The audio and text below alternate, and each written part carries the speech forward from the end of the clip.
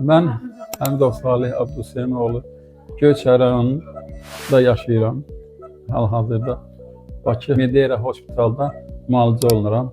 Əhvalım Göyçay rayonunda olarkən qəflətən pisləşməyə başladı.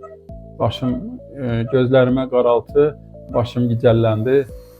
Oradan məni Göyçay Təcili Yardım Şöbəsinə zəng vurdular, gəlib apardılar xəstəxanada. Bəzi yoxlamalar keçdi. Gördülər ki, vəziyyətim yaxşı deyil və məni Bakıya göndərmək qərarına gəldilər. Gəlmişəm, xəstəxanaya düşmüşəm. Burada çox yaxşı müalicə keçmişəm, çox yaxşı baxırlar mənə. Xəstəxananın təmizliyinə, yeməyinə, personalın baxmağına heç kəs bir söz deyə bilməz. Bəlkə də bu dünyada insan evində bu qədər rahat ola bilməz ki.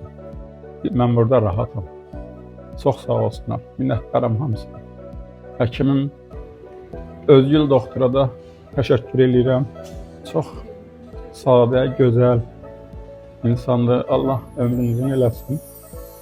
Xəstələrə şəfa verməyə davam eləsin. O özü heç vaxt xəstələnməz.